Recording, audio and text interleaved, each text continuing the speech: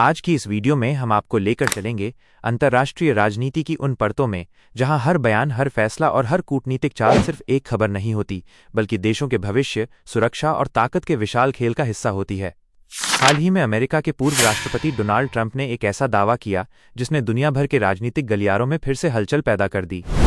Trump ने कहा कि भारत के प्रधानमंत्री नरेंद्र मोदी ने उन्हें सीधे फोन करके पाकिस्तान के साथ चल रहे तनाव को रोकने की अपील की थी, और यह बातचीत इसलिए हुई क्योंकि ट्रंप ने भारत और पाकिस्तान दोनों पर 350% का बेहद कठोर टैरिफ लगाने की धमकी दी थी। अब ये दावा जितना बड़ा है, उतने ही बड़े इसके संभावित परिणाम भी हो सकते थे, क्योंकि 350% का टैरिफ किसी भी विकासशील देश की अर्थव्यवस्था को झटका देने के लिए काफी है। लेकिन क्या वाकई मोदी ने ऐसा फोन किया? क्या अमेरिका इस तरह के दबाव का उपयोग करता? क्या ये सिर्फ चुनावी राजनीति है? इन सवालों के जवाब खोजने के लिए हमें कहानी को थोड़ा पीछे ले जाना होगा, उन दिनों में जब भारत और पाकिस्तान के बीच तनाव चरम पर था। भारत में पुलवामा हमले के बाद गुस्सा चरम पर था। बालाकोट एयर स्ट्राइक हुई। पाकिस्तान ने प्रतिक्रिया में कार्रवाई की। सीमा पर युद्ध जैसे हालात बन चुके थे। दोनों देशों की सेनाएं हाई अलर्ट पर थीं और दुनिया देख रही थी कि कब कोई छोटा सा कदम बड़ा विस्फोट बन सकता है। ऐसे समय में अमेरिका की भूमिका हमेशा महत्वपूर्ण रहती है, क्योंकि भारत और पाकिस्तान दोनों ही अमेरिका के साथ रणनीतिक संबंध रखते हैं। और ठीक इसी पृष्ठभूमि में आता है ट्रंप का ये दावा कि उन्होंने दोनों देशों पर एक साथ 350% टैरिफ की धमकी दी, और इसी दबाव के कारण मोदी ने उनसे बात की। यह दावा अमेरिका की डील मेकर डिप्लोमेसी का हिस्सा माना जा सकता है, जहां आर्थिक ताकत का इस्तेमाल राजनीतिक दबाव बनाने के लिए किया जाता है। लेकिन भारत की ओर से इस पूरे मामले पर कोई पुष्टि नहीं की गई है, जिससे ये रहस्य और भी गहरा हो जाता है कि वास्तविकता क्या थी। लेकिन कहानी यहीं खत्म नहीं होती। इसी समय अमेरिका की एक रिपोर्ट सामने आती है जिसमें कहा गया कि चीन ने एशिया में चल रहे तनावों, खासतौर पर सीमा संघर्षों का इस्तेमाल अपने आधुनिक हथियारों और सैन्य रणनीतियों को टेस्ट करने के लिए किया। इसका मतलब ये था कि जबकि भारत और पाकिस्तान एक दूसरे पर ध्यान केंद्रित कर रहे थे, चीन अपनी सैन्य क्षमता को असली परिस्थितियों में परख रहा था। ये रिपोर्ट बताती है कि चीन स्थिति का फायदा उठा रहा था। भारत के साथ लद्दाख में तनाव, दक्षिण चीन सागर में उसकी गतिविधियां और एशिया में सैन्य विस्तार की रणनीति।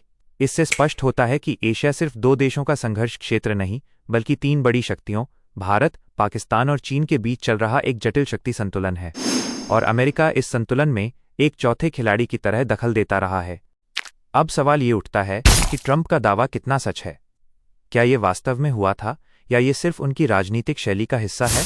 कई विश्लेषक मानते हैं कि ट्रंप अक्सर अपनी भूमिका को बढ़ा चढ़ाकर पेश करते हैं, जबकि कुछ विशेषज्ञ ये भी कहते हैं कि बड़े देशों के बीच ऐसे संवाद ऑफ रिकॉर्ड भी हो सकते हैं। वीडियो के इस हिस्से तक आते आते हमें समझ आता है कि ये सिर्फ एक फोन कॉल, एक बयान या एक धमकी भर नहीं है, बल्कि एक बेहद बड़ा भू राजनीतिक जाल है, जहां हर देश अपनी चाल चल रहा है। भारत अपने सुरक्षा हितों को सुरक्षित करना चाहता है, पाकिस्तान आर्थिक दबाव में जूझ रहा है, चीन सैन्य रूप से विस्तार कर रहा है, और अमेरिका वैश्विक शक्ति के रूप में हर जगह अपनी मौजूदगी बनाए रखना चाहता है। और अब बात करते हैं सबसे महत्वपूर्ण हिस्से की, इन घटनाओं का भविष्य पर क्या असर पड़ेगा। क्या भारत और पाकिस्तान कभी वास्तविक बातचीत की दिशा में आगे बढ़ सकते हैं? क्या चीन अपनी क्षेत्रीय रणनीतियों को इसी तरह आगे बढ़ाता रहेगा? क्या अमेरिका आज भी एशिया में उतना ही प्रभावी है जितना पहले था, या दुनिया अब बहुध्रुवीय होती जा रही है? इन सवालों के जवाब सरल नहीं है, लेकिन इतना तय है कि ट्रंप का ये दावा, चीन की रिपोर्ट और भारत पाक का इतिहास, ये तीनों मिलकर एशिया की राजनीति को आने वाले सालों में भी प्रभावित करते रहेंगे।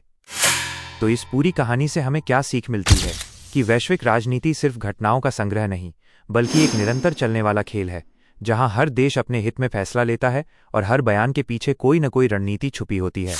और यही वजह है कि इस वीडियो में हमने सिर्फ एक खबर नहीं, बल्कि खबर के पीछे की चालें, दांव पैंच और हकीकत को समझने की कोशिश की, ताकि आप इस पूरी तस्वीर को एक साथ देख सकें।